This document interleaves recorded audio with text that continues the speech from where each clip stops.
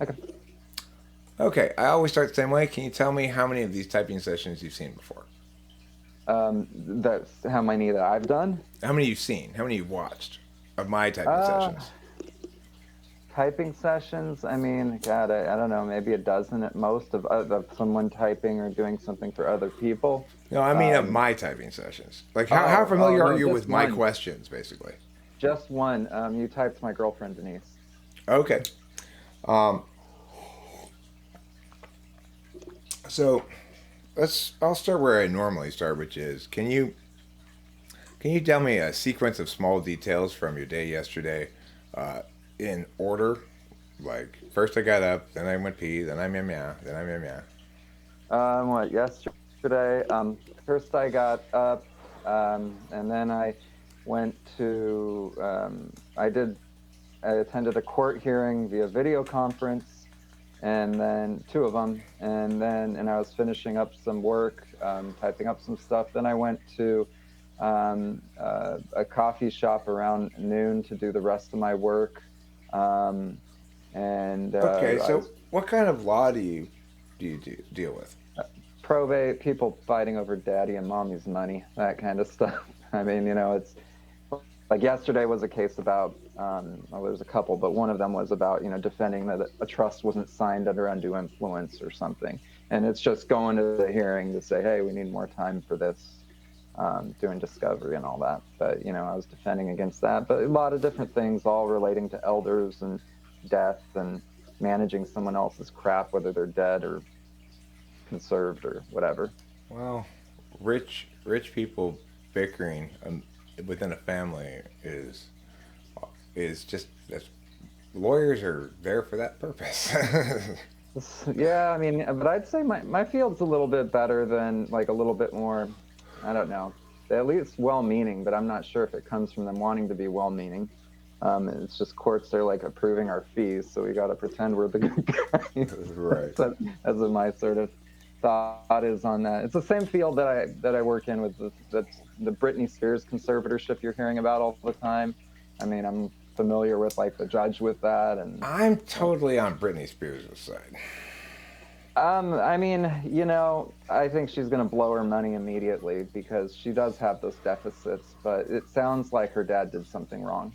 But and she's got someone. She definitely needs assistance. Definitely needs assistance. Or you would, like, just knowing what I know about the whole Okay. situation. Okay. All Yeah, right. Cool. Yeah. Yeah. yeah. Um, Fascinating. It is true, of course, that some people are very impulsive, and that you know, it's like people with an interest in their well-being sometimes have to have some sort of interventions, I guess. Okay. Regardless of that, can you tell me if we imagine that there's a person who's uh, who's got a bicycle that seems to be in perfectly good working condition, and they're walking it down the street rather than riding it. What are some possible reasons why that might be? Perfectly good walking it because there's probably some law, like if you're at the pier at Redondo, and there's a law that says you have to walk in this area. The other one is, I don't know, maybe it's not their bike. They just don't feel right riding it. Um, Maybe that let's see. Um, I don't know. They just we're tired of doing the pedaling. Sometimes walking a bike, it just uses different muscles, and so Going up a so long steep as hill. I mean, if it's going up a It steep hill, that's could be up a. different. That's what I'm saying. It could be she's going up a steep hill. Sometimes. Yeah, or maybe the terrain in front of them is not something that's straight or flat, and so they don't want to crash because they'll hit a divot or something. Or perhaps her buttocks is sore. She's been riding for too long. There we go. That's another one. Okay. Let's see. I'm going to come up with a new invention, and I'm terrible at coming up with names to market my inventions. So I'm going to ask you to help me give some possible names to the marketing department that'll help my invention sell. Okay. Hmm. Here's my new invention. It's a carpet cleaning machine that that converts the things it sucks up into little mud statuettes, little mud and filth statuettes. And you can program one of 4 different statues it'll make. So it just sucks up anything or just mud? It's a carpet cleaning machine. Oh, carpet cleaning. Yeah. But the things that it sucks up, it makes it gross like dirt water, but it has a mechanism within it to compress that and turn it into little statues of filth. The first thing comes to mind, dirt and art.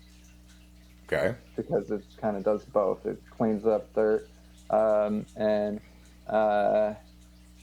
oh gosh, I'm trying to mix the word vacuum with something. Clean and pristine, or I think let's see.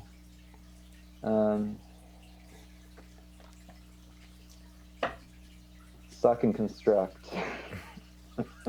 The suck and sculpt, the rug renderer. Rug renderer. Okay, you got pretty strong extroverted intuition. I'm not exactly sure where it is, but that's what I'm testing for. Do you know much about cognitive functions? What was that? Do you know much about cognitive functions? Has your girlfriend talked to you about them? I mean, yeah, I think I do. I mean, there's a few that I have less knowledge of, like less of a clear understanding of. I think like extroverted thinking, I don't understand too well, something like that. And there may be a couple, but you know, I've been kind of looking and trying to study and figure out this stuff for years, and you know, I think I have a general idea, but you know, Okay. not perfect. All right, so I'd like to give you a long sentence, and I want you to convert it into the shortest way to say the same thing, basically, okay? Okay. So if somebody's going to become an individual who works in the education field to instruct students in the classroom by becoming a classroom teacher, then before they enter that field, they really ought to have a clear understanding of how and why they want to help humanity by instructing children. And if they don't have that clear understanding, they probably won't do a very good job. I mean, it sounds like so if I was going to do the small one, is that teacher needs to know the purpose of what they're doing before they do it. 1 second.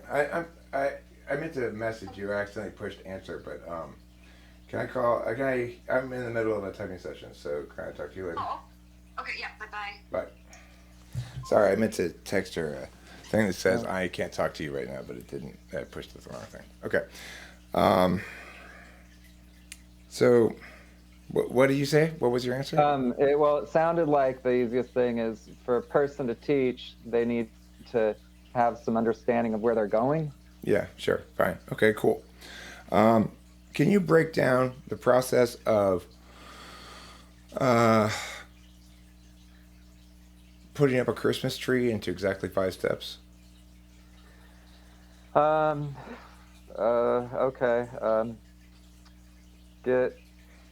Are we talking about a live one or a fake one? Well, it's not alive, but it's not fake either. Oh, okay. So it's not like a plastic one. That's all. Okay. So putting up a Christmas tree. So getting off the mount in the car and into the house. I'm hoping that's one. Having your friend hold it up so it's still where you want to figure out where you're going to adjust it. Then putting that little thing, the holder down, setting the tree in the holder, and then screwing on the little 5 nuts so it stays still. That's a nice tight 5 steps. Okay, can you tell me about? Sounds like you live in California. What do you think about California's California Supreme Court decision regarding the accessibility of supermarket parking lots to advocates, like to get their petitions signed and stuff, that they can't kick them out of their parking lot? What do you think about that? I mean, I'm gonna have to lawyer this a little bit. Kind of depends, because I mean, I believe that generally private property and you can expel somebody, but I guess the idea of whether you need to make some space in a public area for initiating something like that. I mean, it sounds like it's fine with permits, I guess. Like there should be a permit process, and it shouldn't be too excessive, and they might have to do that ahead of time. So it's probably case by case, and it's probably city by city. It should be different based on what the population in that city believes. So it can be So, kind of. so if you had been on the Supreme Court, it's the California Supreme Court, when that issue came before it back in the 70s, would you have been on the majority in order to expand the understanding of public access to include what were traditionally considered private property spaces? I mean, I mean, if the ruling, because I'm not familiar with the ruling, but if the ruling basically just allowed for it but with condition, some form of condition, then yes, I would have. Well, what they did is they made a broad ruling first, and then they parsed it back to eliminate basically everything but supermarket parking lots. Oh, okay. Well, I mean, I personally think that it should end up being considered on a local level than a broad state level. But I think the law in general, I mean, the main law that they agreed to, or that they upheld, should be upheld in some form. Okay. I mean, I actually don't think it was a law at all. They somebody challenged being ejected from such a setting, and the Supreme Court of California basically expanded the definition of. I mean, basically said, because we don't have a public square in the traditional sense of in constitutional times, therefore your parking lot's not a public square. So it's kind of ridiculous. It used to include malls and all kinds of other places too. So it wasn't like there was a law written that said people should get to, and then the Supreme Court upheld it. It's case law. It's not law. Well, I mean, yeah, I mean, case law is law in some form. Someone ended up doing something. It's the much more important form of law. Case law is the much more important form of law. In a lot of cases, yeah. Okay, well, cool. So let me ask you, how are you feeling emotionally right now? I don't know. I'm kind of. I mean, I'm kind of indifferent in a sense. I don't have any strong feeling right now. Okay. And at how do you all. think I'm feeling right now? I mean, you're probably trying to. I mean, I almost want to say that you're just kind of doing your job in a way. Like you're doing what you're trying to do. So. So neither of us are having any emotions. Not particularly. No, I mean nothing like. I mean, it's not like there's like a big event happening right now, and all of a sudden someone's yelling at you, and you either get feeling guilty or feeling angry or whatever. I mean, we're just doing stuff, simple stuff. Okay. So, yeah. So I'm normally kind of emotions are associated with big events for you? well, I mean, yeah. Well, I'm not. Honestly, I'm not typically what you'd call emotional. Like, so that doesn't mean I don't, but it's like there has to be circumstances that causes a rise in me, for Okay. that to matter. Sure. Can you talk to me about significant events from years past? Like one of my favorite memories is when I went parasailing in Guam or something like that. Um, Specific events, like big events. I mean, let's see. In my past, oh, I mean, there's a lot. I don't know if I want to admit them all.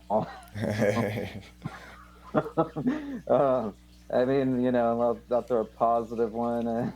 Try to think I of something like. that's family friendly, maybe. Yeah, exactly. I mean, I've had my days, and significant events, I guess, would be, well, good. I went to a trip to Ukraine and Germany to visit my sister-in-law's family out in Ukraine and then Germany, and where I met with some person I randomly had seen online because he happened to live there, and I mentioned I was there, and he was able to take me where all the people from Munich go to bars and stuff like that. So that was a cool trip. I went to China. I thought it was the same year. Thought it was kind of terrible in some ways. I mean, they're all pushy and they're very Where tunnel visioned. where in China did you go? I went to Shanghai, and a place is about 2 hours northwest and northwest of it. Just I went, and it was dirt cheap. It was a dirt cheap trip. It was like for the entire week-long stay, it was like $100. When did you go? I It mean, must have been quite a while ago. 2011. It was because my friend's dad went to a Taiwanese university and they had this deal.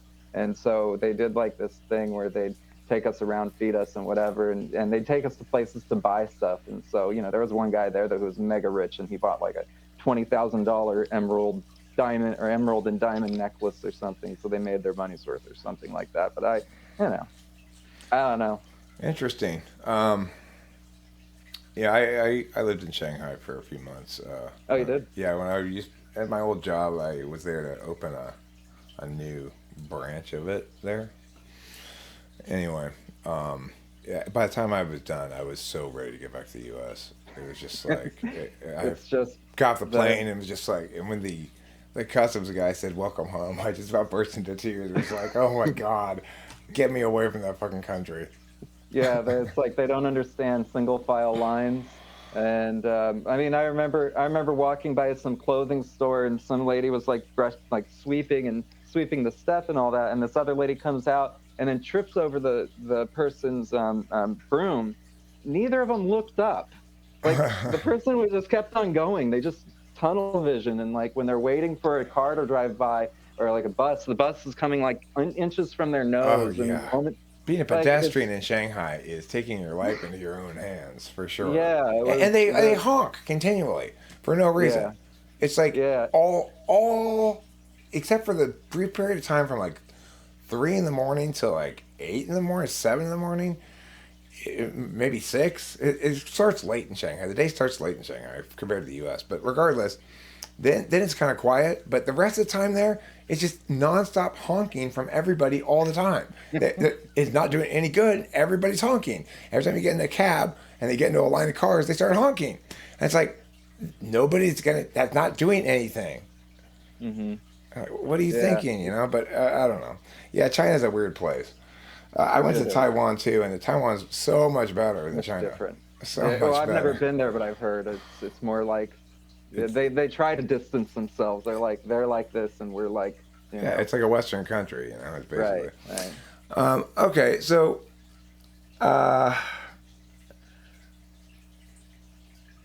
let me see what to do here about. Let me do some F testing. Okay, so are you somebody? How good are you about maintaining relationships? Like, in other words, if you have a friend, will you touch base periodically to make sure it stays that friend, or do they have to do that? More often than not, they do. There's some exceptions when I would get bored. When I was single, since I've been in a relationship for years, it's like my mind's already occupied.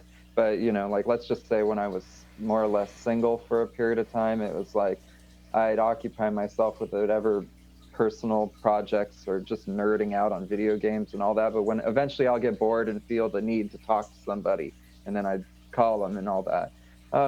But yeah, I'm actually pretty bad. I've tried to get better at that. Let's just put it that way. I know I've always been pretty bad at that sort of stuff. But I think I'm like punctual. If I have a thing to do, I'm definitely on time.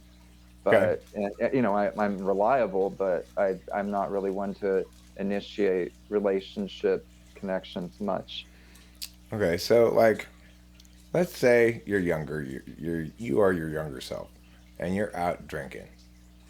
Now, it may be very difficult to get you to agree to this, but let's say you agree while you're drinking with your friend that you're going to call him an Uber from your house to his house, and he's complaining he needs his car in the morning first thing. You say, "It's fine, I will drive it over first thing in the morning at 7 a.m." And you're both drunk, and you send him off in the Uber. Do you actually arrive at his house with his car at 7 a.m.? Would I, if I needed his car and I'm driving drunk? No, no, Huh? no. You're at your house. You guys are drinking at your house. He's Okay. brought his car over. Yeah. You mutually decide he's too drunk to drive home. Oh, right, right, right. But Do I he take it? but he says I have to because I need my car first thing in the morning. And so in order to prevent that from occurring, you go, I will drive it over there first thing in the morning. Now, are you somebody who's going to actually follow through and drive it over there first thing in the Yeah, morning? yeah, Okay. yeah. Um yeah. So okay. Uh what what kind of media do you watch for entertainment? A lot of YouTube. Sometimes links when I'm looking at Facebook. Sometimes links that lead me somewhere. Um, that's like other than that, there are some particular sites that I occasionally see, but they're usually through YouTube, through posted links from YouTube. Um, What are they about? Uh, fair amount of it, it ranges. You know, some of it's politics, just so I can keep up with stuff, and I have my own opinions on stuff. Figure out how the government and the world are doing screwy shit behind the scenes, Don't that ever sort of keep thing. up with stuff. Always keep abreast of it. Keep abreast. All right. That way you get to have a breast involved.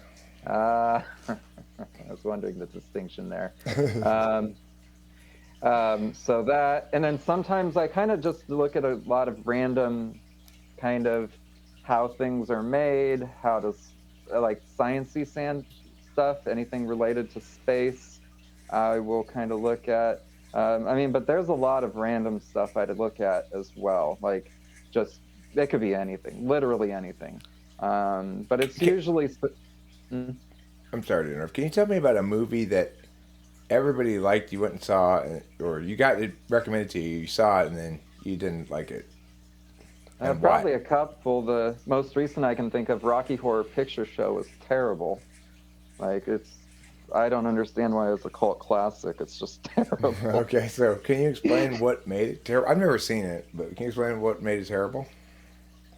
It just had no point throughout the whole thing. I mean, it was kind of like a semi-show and musical, but it had no point. It was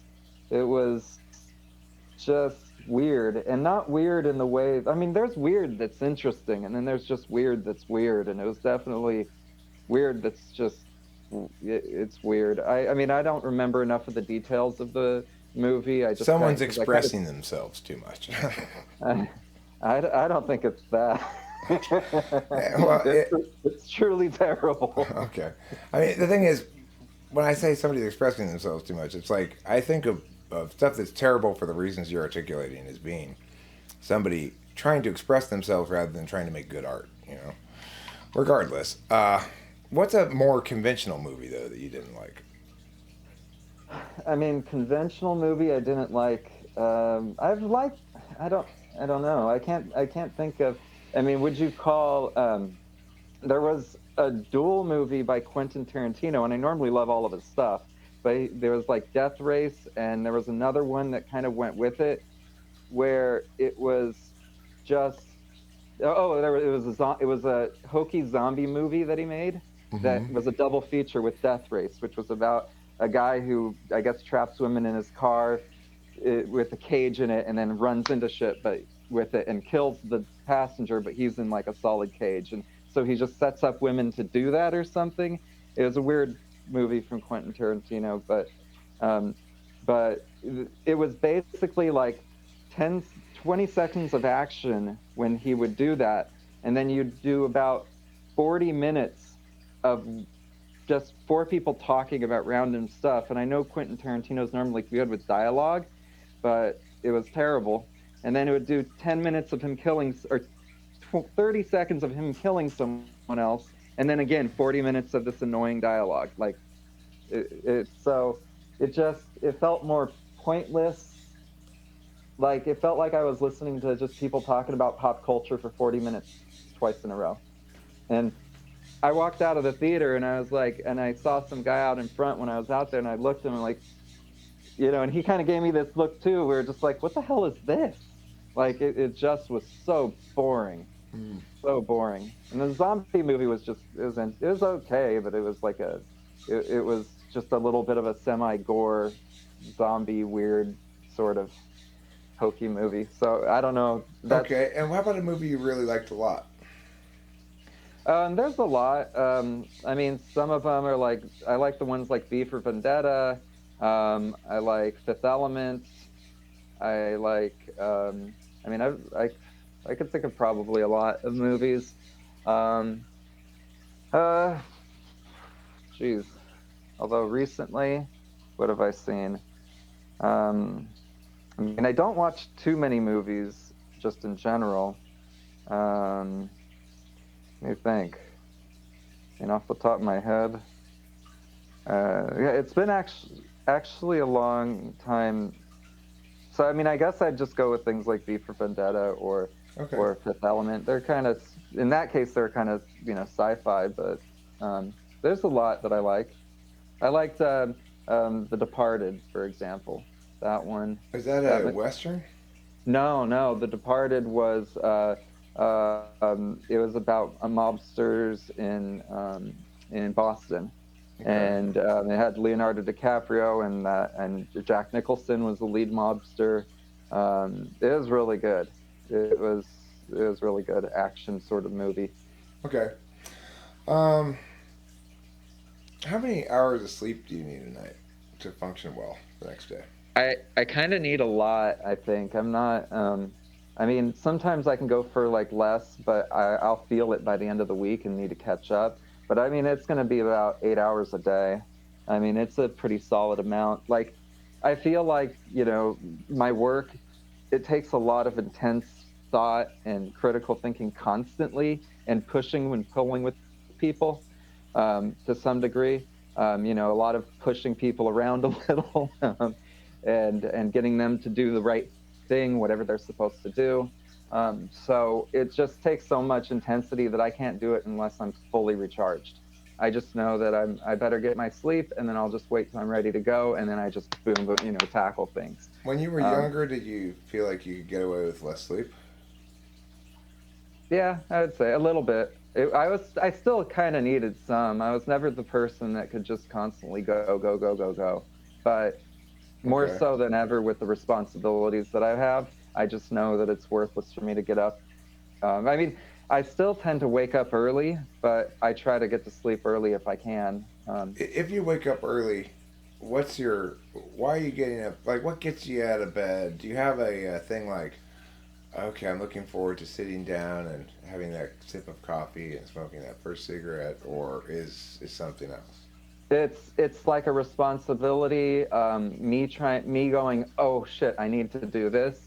As an attorney, you have hearings at 8:30 a.m. in downtown LA, which means that if you live about an hour away from it, you got to wake up an hour and a half, hour 45 minutes before. So having that for a period of the last 12 years of my life, you just have this trigger. Prior to me being an attorney, I was a paralegal, and I'd freaking crawl into the office at 11 a.m. It didn't matter, and I didn't. So it really just related to my work that forced me to do it because it's just I naturally have to now because of the responsibility. How important is it to you to poop at your own toilet? Nah, it's a little bit important, a little bit, not a little. I can't say I care that much. Okay. Um. So I'm gonna ask you some TI questions now, which are basically deductive reasoning questions. I suspect you'll do just fine on them. And let's start with some syllogisms. So, can you tell me if some bananas are yellow and some yellow things are pineapples? Can we conclude necessarily that some bananas are pineapples? Some bananas are yellow and some yellow things are pineapples. Can we conclude? Um, no, there's not enough information. Okay.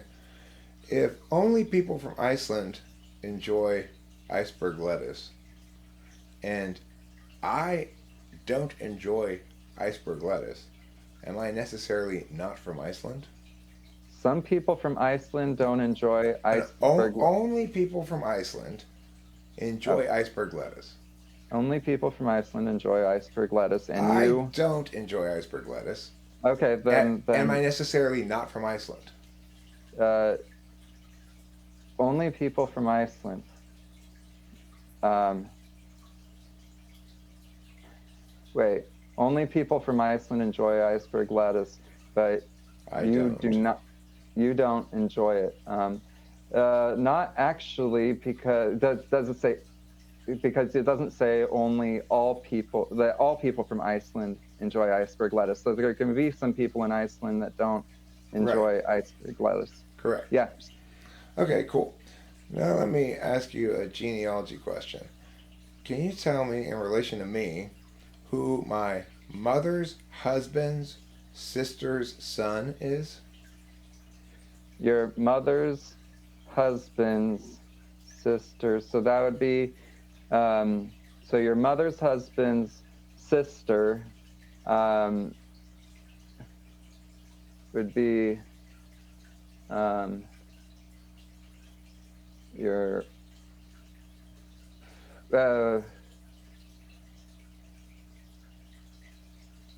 I can't, because I don't know if her husband is your father. Okay, well, yes. Everybody, there are no second marriages, bastard children, or other such step things in this universe of genealogy questions.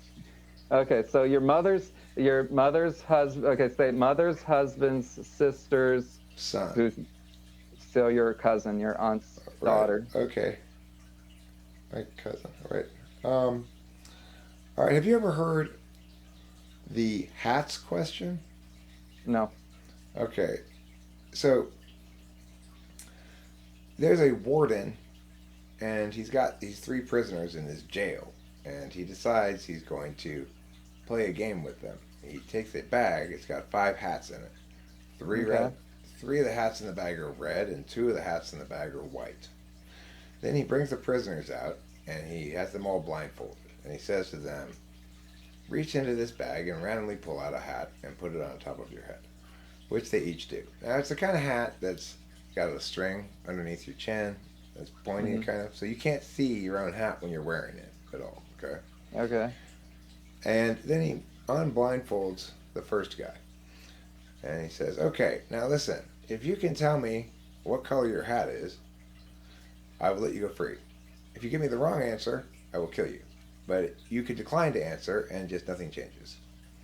And so the first guy, he looks at the second and third guy's hats, and he says, "I can't tell you what color my hat is."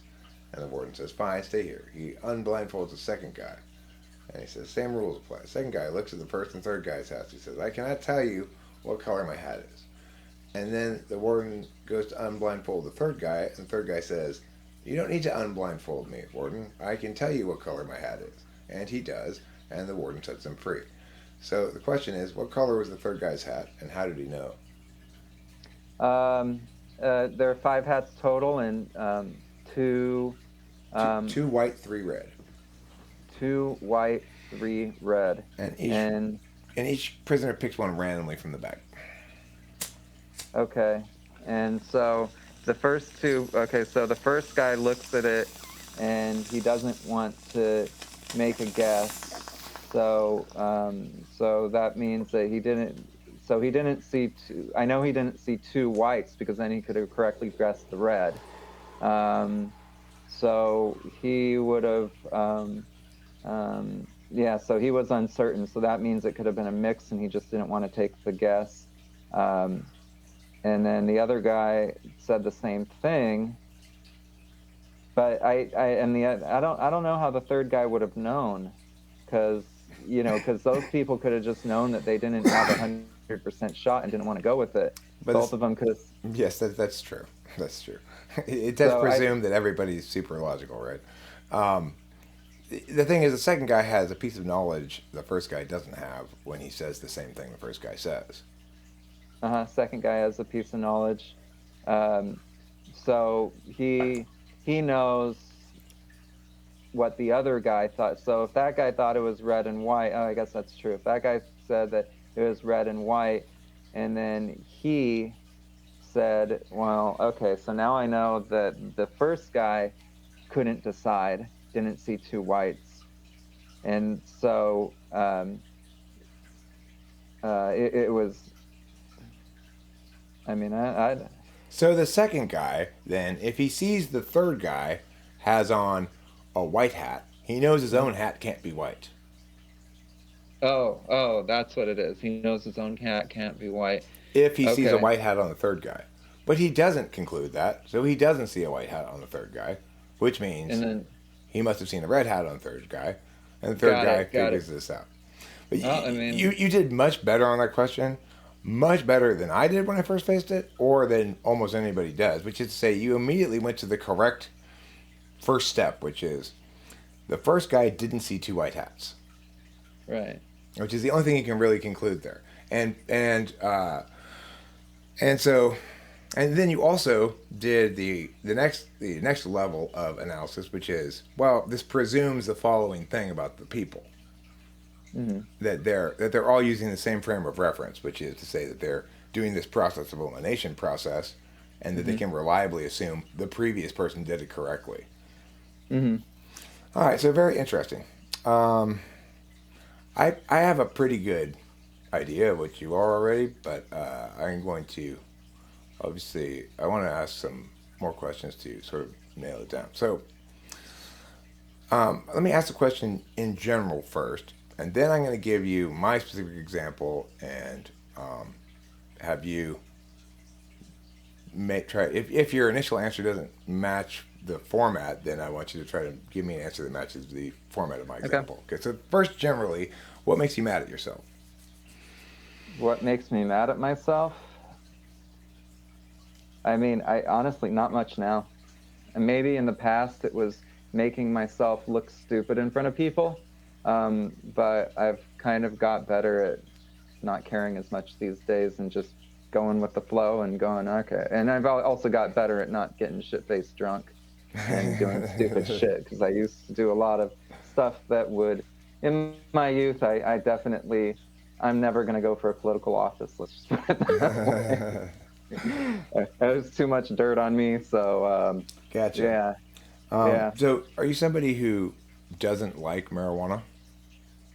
No, I don't like marijuana because I'm aware that I'm not as capable as I should be. Like with alcohol, you could just drink and you're not aware that you're, you know, or at least it does that to me. But marijuana, it makes me lose control and be aware of that. Okay, cool. So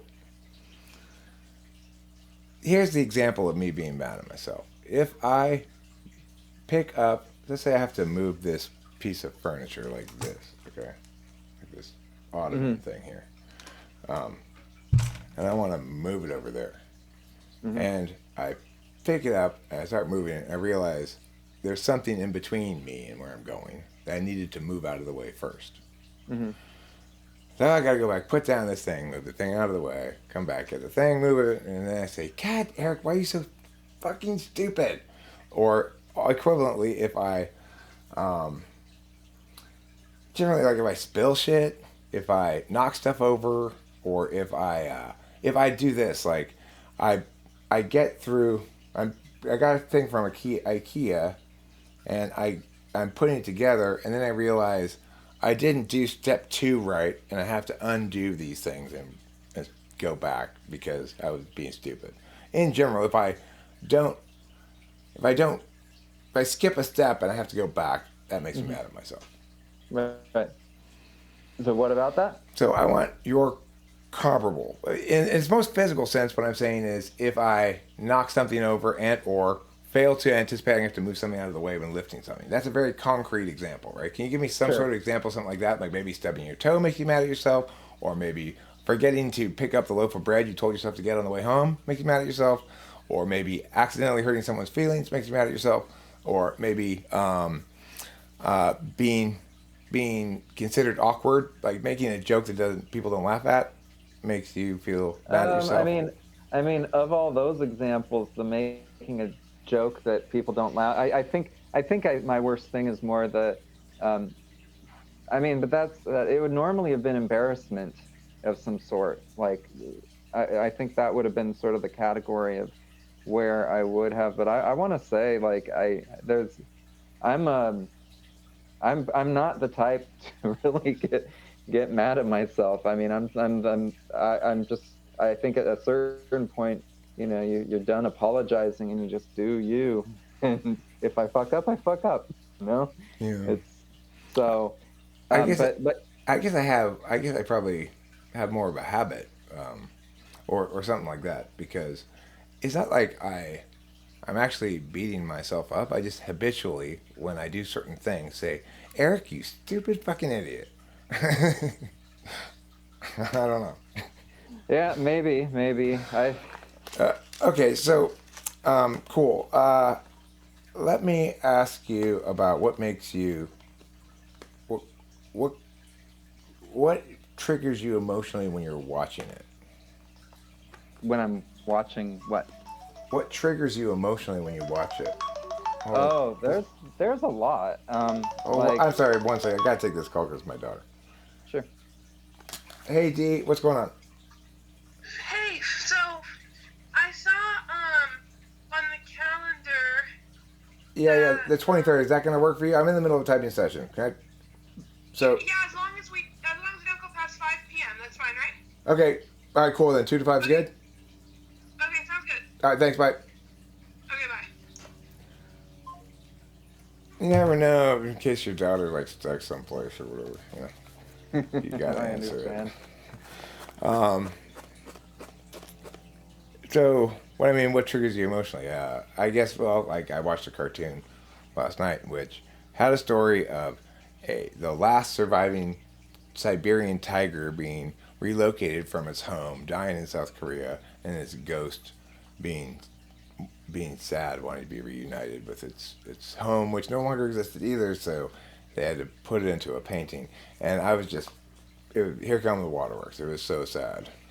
Wow. Wow. I mean, I think maybe not that particular example or something too close to it, but I mean, I would say anytime I see a thing that kind of resembles injustice of some sort, somebody taking advantage of another person in some way, I would say as I've gotten emotional over movies like this is like maybe a little odd, but have you ever heard of the movie The King's Speech, Yeah, where I've seen the it. king is struggling with stuttering and all that? Hmm. For some reason, I kind of felt for that, like I don't know, maybe it was because I felt like I should have been in that person's position, like handling a thing like being the king and handling that, but then also seeing him struggle with it was kind of nice to show that it was genuine in what he was trying to do.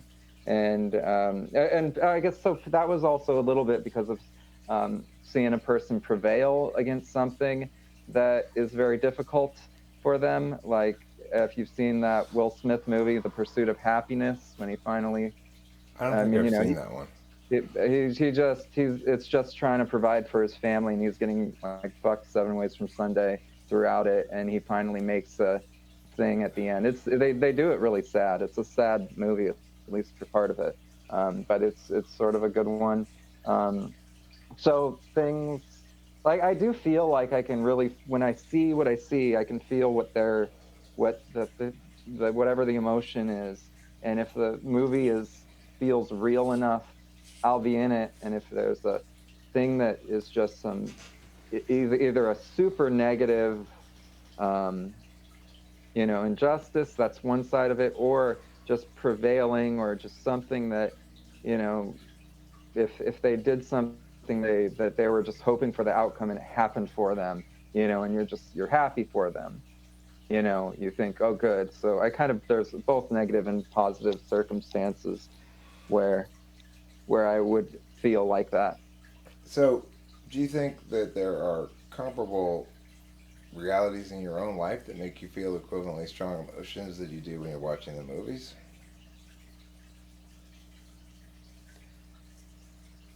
um no, not not really. That's kind of, I mean, I could use one example. I once won a case at a trial that was really awful, where where a person who thought she was married to somebody but wasn't, because he was never finished the marriage 30 years ago, and she was about to get screwed by the old wife, and it was like that. And when that judgment came down, where I proved that she didn't know and blah blah blah, and she saved her house and all this other stuff, I teared up for that. But that wasn't about me. That was about her thing. Yeah, it sounds pretty powerful. It sounds like a pretty powerful experience. Um, so, I mean, I have a very high degree of certainty about your type. I wouldn't say absolute certainty because you've got one of those polars that I don't have a test for. So, it's like if you were extroverted intuition polar, introverted sensing polar, or introverted thinking polar, then I could narrow you down to one of two types in any of those instances, and I'd never get more than one of those. So it's like I'll never get multiple polar results. And if I get one of them, then you're one of two types. You're not one of those polars, but you're pretty obviously the same polar that I am, which is you are FI polar because you're an ESTP. I'm an ESTP. Yeah. Wow. So ESTP, so that'd be SC first? Yeah. Really? I'm really surprised. But I mean, I always like to try to figure out what. I was always told left and right. Of course, this is the how would you do this, or tell me about yourself way of typing. And I know that that's a little different from the brain teaser, seeing you actually in action doing things. But I always thought it was going to be INTP because I got that over and over, and I was pretty, at least the classical version and everything that I saw. But ESTP, so SE, not SI, lead. Yeah. Well, here's the thing. I didn't do a lot of extrovert intuition tests on you, and I did enough to demonstrate you're not polar. So let me. I like it when people tell me what they think possibly their alternative type is. That allows me to direct testing a little bit better. Okay, so can you explain to me what truth is? What truth is? It's whatever's accurate. It's just the truth is accuracy to me. Yeah. Okay, so that's introverted intuition you just demonstrated. Okay. And INTPs have extroverted intuition as a tool function. If you were an INTP, this is how you'd answer the question. Okay, so, well, when we're talking about truth, we're talking about evaluating it through a few different frames of reference. I mean, it's like some people evaluate truth as a means of affirming their own emotions, whereas other times you're making kind of like factual statements. Well, okay, let me back up a bit. So, first of all, I guess what we should say is, are we making statements about the real world, or are we making statements about, say, talking about the world, or are we making statements about talking about the world? So it depends, really. But to be clear, let me go back to the answer INTP would give me would sound like that. Really? Okay. I mean, okay, so they don't ever really think in simple terms, basically. Is what you're kind of telling me. It's not simple terms. It's concision. Now, as an expert intuitor myself, I have a little bit of a fetish for concision. It's like I really value it and understand that it's significant and important in ways that an INTP could never understand because they're constantly wallowing in extroverted intuition. But the thing is, concision is not necessarily more simplicity. It's the fact that you have strong TI because it's second, and that's why you've typed as TI before, and if you have taken any tests or anything, or if you've read type descriptions. But but the thing is, you're always applying it within a frame, and you're not applying it to the frames. So, in other words, INTPs don't want to practice law, per se. They want to talk about how practicing law ought to be. When I asked you about the Supreme Court thing, you took a very frame frame assumed approach to it. First, you said, well, okay, I would, I would, I guess, uphold that law if it came before me, those of the court, but I would parse it. So you treat it as though the frame itself isn't particularly significant unless, except insofar as it actually plays out in impacts in the world. Whereas an INTP would think those actual impacts in the world are not very significant at all in terms of what one ought to do. Okay. Huh. Well, yeah, I suppose so. I just thought, okay, so like with the SE being my first function, that would be, this is my thing. I've been notoriously known as being oblivious to my environment, like my actual physical environment. I thought that, so much that I've always, I'll tell you, I'm not a person that thinks that I know typing or anything like that.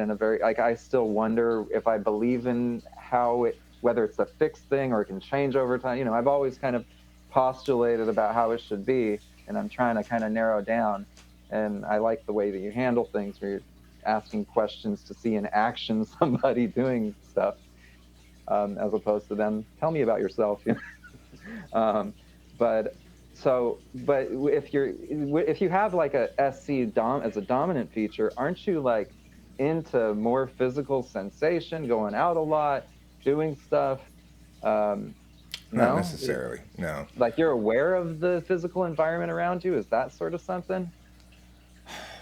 I mean, look, if you're maximally SI, then you are very aware of how warm or cold it is, how comfortable a position you're sitting in, and whether or not there's enough light or if it's too dim. If you're saying you lack awareness of those sorts of things, that sounds like SI ignoring, which is appropriate for ESTP. Now, Right. if what you mean is you're constantly bumping into shit and knocking it over, that is inconsistent with ESTP, but not necessarily determinate. My daughter's weirdly clumsy seeming, but she never actually seems to knock into things and knock them over that I see. She's an ESTP who, like you, in some sense, doesn't fit the type descriptions very well. But she's also the same kind of person like you who actually shows up with a car at 7 in the morning. Yeah. Because okay. that's TISE. I'm going to be consistent with what I said I was going to do. That's I mean, it makes sense when you tell me that SI. That SI is another thing I didn't really know as well. Obviously I might have even more wrong, but SI was definitely one that I was like, is it this? Or I always thought it was the idea of organized information, knowing things and how they relate to each other so much. Like, if someone tells you about a thing, you got to check on your laptop about a map of the area that they were at, just because you want to know more about the intricate details of stuff, rather than it's more shotgun about, I'm just handling my present environment as well as possible, which I don't do very well. But do you bump into stuff and knock it over? Yeah, I do. I do. I'm definitely clumsy. I don't think that I'm just, super crazy clumsy, but I'm definitely neglectful of my environment. That's okay. Absolutely a thing about me. Well, the thing is, for every person who's paying attention, it's like extroverted sensing is a function that expresses both as opportunism and follow through. And those things might seem kind of contradictory. But the reality is, an opportunity is always something that requires some amount of follow through. So right now I have the opportunity to smoke a cigarette. And in order to attain the wonderful outcome of having smoked it, I'm going to need to follow through on putting it to my mouth and lighting it. Right.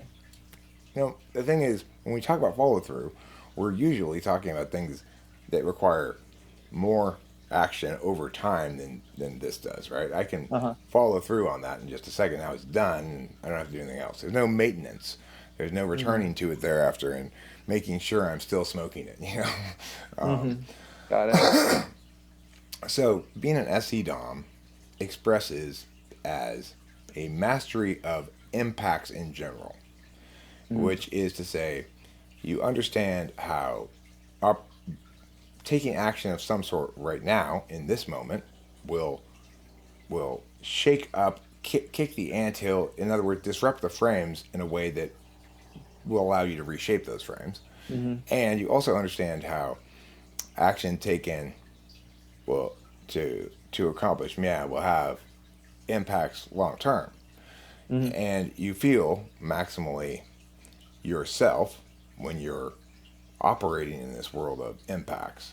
So what's going to give you the greatest impact of all are things, or the greatest satisfaction of all is something that gratifies on SE grounds, SI grounds, and FE grounds, because those are your three main absolute values. So what that means is if you create big impacts that have a meaningful impact on someone else's experience and you get credit for it, you're going to feel like a champ. Okay. Yeah. All right. Well, I mean, yeah, that's a little different from what I've heard with other things, but I mean, I still don't, again, I'm kind of shaking up my definitions, causing me to want to go back to the drawing board, so to speak. Look, ESTPs are consistently are consistently skeptical and persistent in being skeptical beyond the point at which I would think they should, and that's to be expected somewhat because NI fourth slot means instrumental value for truths and what's most relevant. In other words, you use truths and relevancy for things. They aren't ends in themselves. And as a consequence, since I'm not presenting this as useful or anything, nor am I presenting it as something to be rendered for your own usage. In other words, it's not something I'm saying people can. Well, you change it how you want for your own usage, but you're used to using truths like that. And so there's some built-in resistance to this. Also, because this is about frames more than anything else, like I'm a so-called meta analyst, one of the types that has two communication functions first, means I spend most of my time talking about how we talk rather than talking about actual things. And in contrast, you take the same kind of logical analysis that I have, but you direct it towards actual things. Yeah, I mean, I do see, like, whenever I would always think, and of course, I think I had a completely different definition in my head of what SI was, but I would always say, like with the Dave Superpowers concept of the jumper, if I'm an INTP, I'd probably have to be a jumper because sometimes I think my more solid stuff is stronger than the intuitive sometimes, I guess. So maybe that's kind of right, or whatever. And again, Step one in cleaning the typology cabinet is throw away everything that has DSP anywhere near it. Because the idea of a jumper is insane. What a cognitive function stack is I'm an NETI person, which means I define myself primarily as a certain kind of intuition. It is overemphasized at the expense of a certain kind of sensing, and a certain kind of deliberation is ultra overemphasized at the ultra expense of another kind of deliberation. In other words, I'm always making a disinterested logical calculus, even about things that are not appropriate for that. Like, what girl do you want to go out with is not an appropriate question to address with a logical calculus. Or, if your girlfriend tells you, I'm sad right now, well, justify it. Justify your claim to sadness. Do you have legitimate cause to be sad? That's kind of a TI tool user thing to say, which is both of us TI tool users, which is to say our blind spot is recognizing when things ought to be evaluated from a particularist perspective. When is the case when this ought to be a good enough reason? Because it's really important to me, or because it's it's like because I want it more, I want it a lot, or because my feelings will be hurt if you don't. When is that a good enough reason? And the thing is, it is sometimes, but we have trouble. We default to never. We can learn, yes, and we do through relationships. You probably in early relationships would tell your girlfriends and stuff. Basically, the problem here is you're using your feelings and it's preventing you from being logical. Wait, I'm sorry. The video cut out for a second. When I was with my prior girlfriends, what would I likely have said? You probably said to them, the problem here is you're using your feelings too much and it's preventing you from being logical. That would have been a way that that would make sense in some form. I would say that my relationships were a little spotty for a long time because I'd always say that I was in a midlife crisis ever since I got out of high school. So I would never really have anything super solid, and I would avoid it in most cases. But yeah, and to have a good grasp on introverted feeling is to have a good grasp on regret avoidance and harm prevention. So it's like you avoided the regret avoidance thing by not committing to anything. yeah, I avoided the regret avoidance thing by committing to the first. So by committing and making sure we said all these words that we, it's like instead of avoiding committing to the wrong thing and the right thing, which is what you did, I avoided the question of there being a right or wrong thing to commit by assuming that I would make it right, or I decided whether it was right or wrong by what I said about it. So it's both those things are FI polar, and it's even hard for me to describe it because I am as subject to a blind spot as everybody else, which means I get confused and I start stumbling and blah, blah, blah, blah, blah. When I start talking about it, I don't quite fully grasp it. Wow. Well, all right. Well, thank you. It's nice to hear that.